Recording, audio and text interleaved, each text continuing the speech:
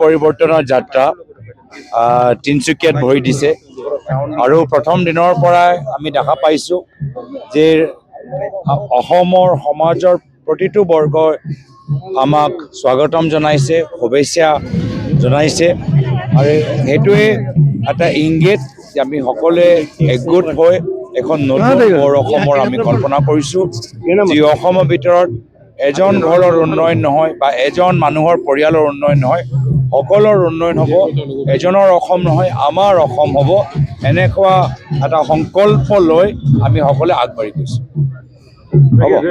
মুখ্যমন্ত্ৰী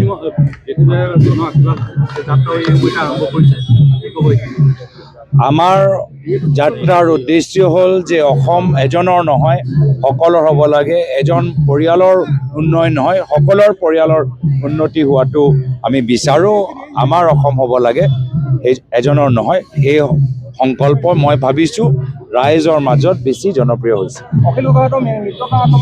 অলপ আগতেই ক'লোঁ যে কথাবোৰ চলি আছে, সম্ভাৱনা আছে আৰু কিছু মনত প্ৰশ্ন উত্থাপন হৈছে। তেওঁলোকে কিছু বিধায়কৰ লগত যি সিদ্ধান্ত আগবঢ়াইছে এইকেইটা দিনৰ ভিতৰত, এইকেইটাও লৈ ৰাইজৰ মনত প্ৰশ্ন আছে।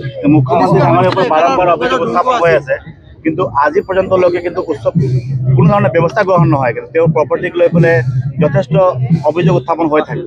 এইবাৰ প্ৰতি উত্তৰটো কেনেকুৱা পাব এই নিৰ্বাচনত, 2026 চনৰ নিৰ্বাচনত?